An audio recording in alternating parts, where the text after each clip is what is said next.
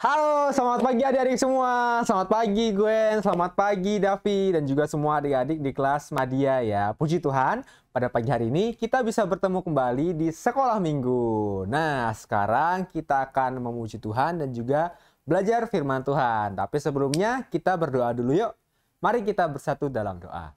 Tuhan Yesus, terima kasih pagi hari ini kami bisa berkumpul, bisa bertemu via YouTube ini Tuhan, untuk belajar firman-Mu. Kau tolong kami supaya kami bisa mengerti setiap firman Tuhan yang ada, kami bisa menanamkan dalam kehidupan kami, dan kami bisa melakukannya dalam kehidupan kami juga. Kau berkati teman-teman kami yang lain Tuhan, supaya mereka bisa bergabung, bisa mengikuti, dan bisa belajar bersama-sama. Kau berkati perangkat yang kami pakai, supaya bisa digunakan dengan baik. Terima kasih Tuhan Yesus, hanya dalam nama-Mu kami telah berdoa dan mengucap syukur. Amin. Nah adik-adik, sebelum kita belajar firman Tuhan, Kak Andika ajak kita untuk bernyanyi sama-sama ya. Yuk sama-sama kita nyanyi.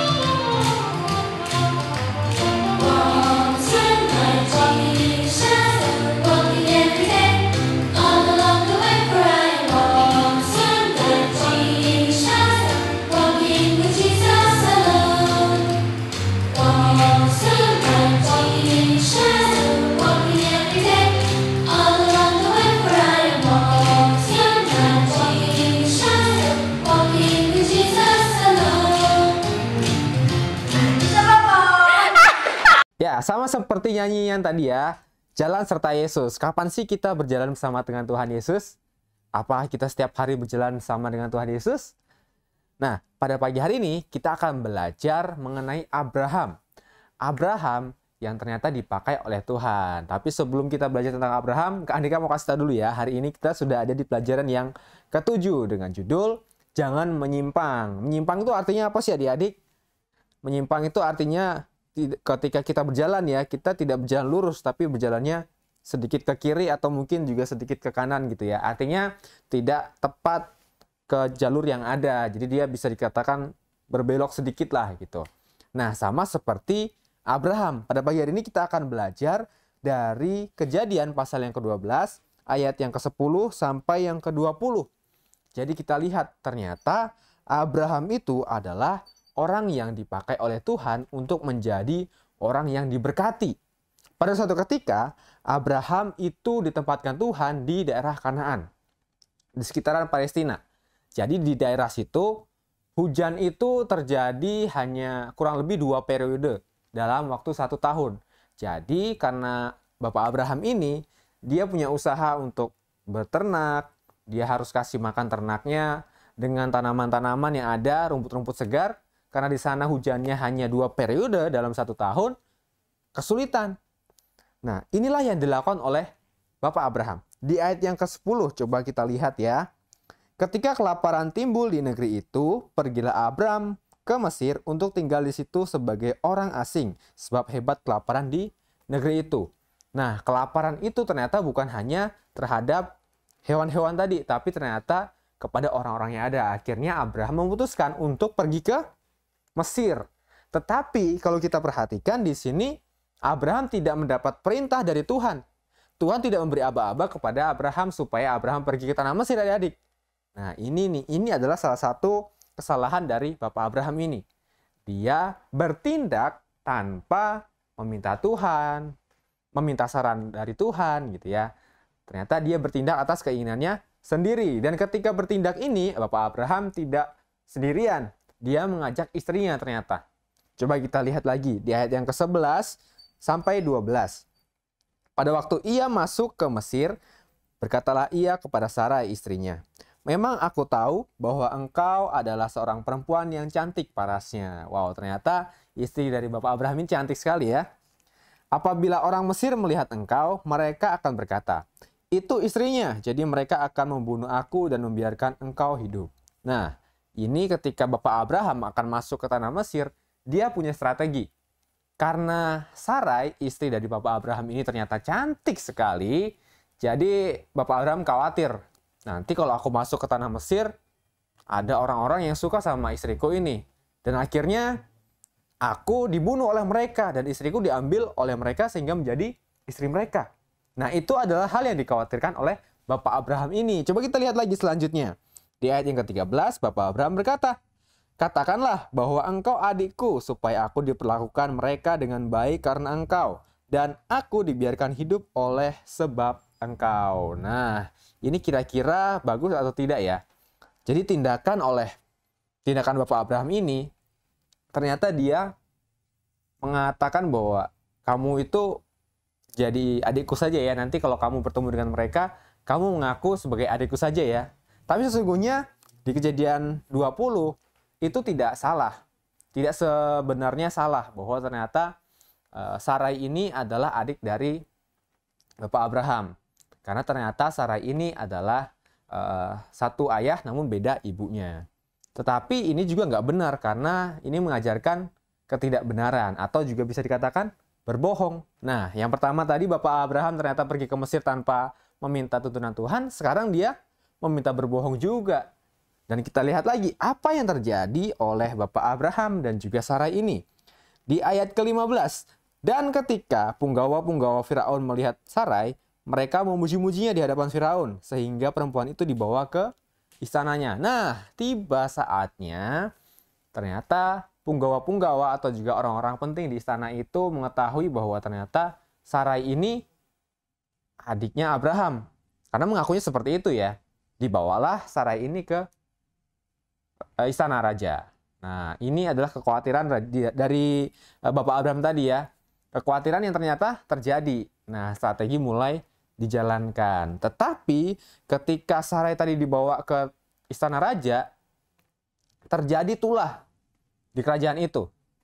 Kalau kita lihat ya, di Alkitab mengatakan bahwa ketika Musa membawa orang-orang Israel dari Mesir, terjadi tulah.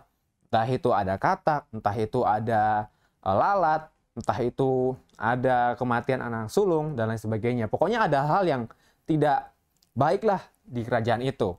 Oleh karena itu, ditegurlah Abraham ini oleh Firaun. Jadi Firaun itu adalah gelar raja pada masa itu ya. Jadi Firaun menegur Abraham, "Kenapa kalau ternyata ini istrimu, kenapa engkau nggak terus terang sama aku? Akhirnya sekarang aku yang kena tulah, aku yang dihukum oleh Tuhan." Nah, singkat cerita, ternyata Abraham mau mengakui bahwa ini adalah kesalahan dia. Nah, setelah itu, akhirnya Sarai dikembalikan kepada Abraham.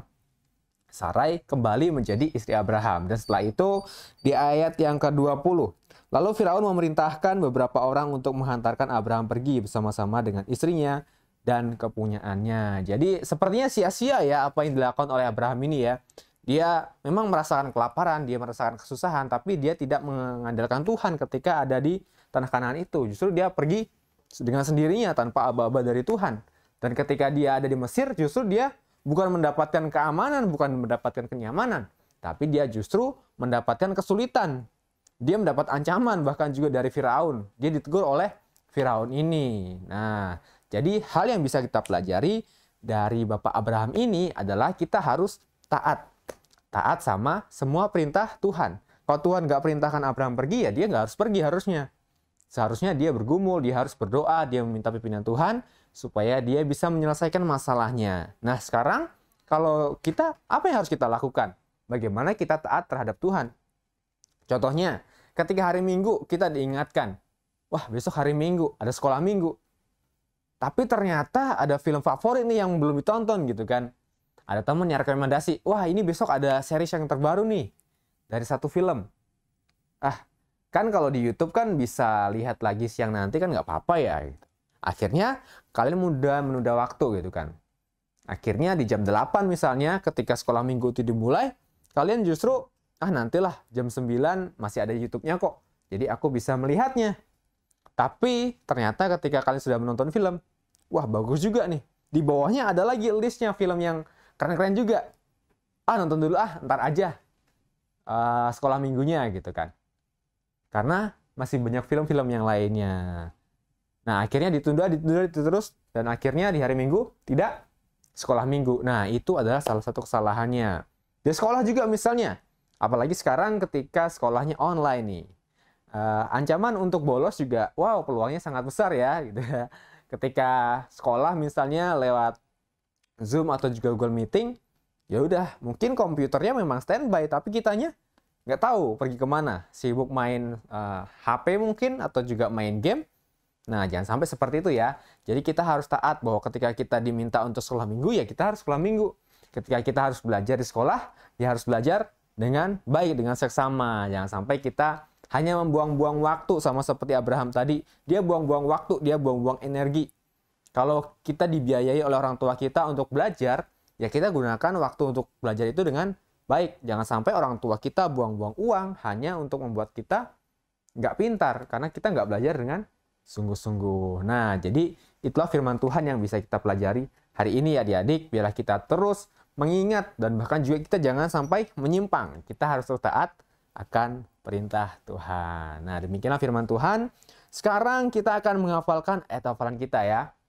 Ayat hafalan pada pagi hari ini diambil dari Mazmur 139 ayat 24 yang berkata demikian. Lihatlah apakah jalanku serong, dan tuntunlah aku di jalan yang kekal. Sekali lagi ya, Mazmur 139 ayat 24.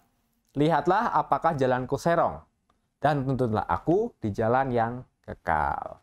Amin. Biarlah kita terus dituntut oleh Tuhan di jalan yang kekal, di jalan yang benar, supaya kita terus taat kepada firman Tuhan. Sekarang Kak Andika ajak kita untuk bersama-sama melipat tangan, tutup mata, dan juga kita berdoa ya. Mari kita bersatu dalam doa. Tuhan Yesus, terima kasih untuk pagi hari ini. Kami terus diingatkan supaya kami taat kepada firman Tuhan. Taat kepada tuntunan orang tua kami, kakak-kakak guru sekolah minggu kami, dan juga semua orang yang Tuhan tempatkan di sisi kami. Supaya kami menjadi anak Tuhan yang baik, menjadi anak Tuhan yang memancarkan cinta kasih-Mu Tuhan. Terima kasih Bapa, kami serahkan kehidupan kami serahkan untuk sekolah kami, studi kami, segala kesibukan kami Tuhan. Biarlah kami muliakan nama Tuhan, kami menjadi kebanggaan bagi nama-Mu, dan juga kami menjadi kebanggaan bagi kedua orang tua kami. Terima kasih Tuhan, kami serahkan kesehatan kami juga, biarlah Tuhan terus menjaga kami, menjauhkan kami dari segala mara bahaya. Terima kasih Yesus, hanya dalam nama-Mu kami telah berdoa dan mengucap syukur. Amin. Selamat hari Minggu adik-adik, Tuhan berkati. Dadah.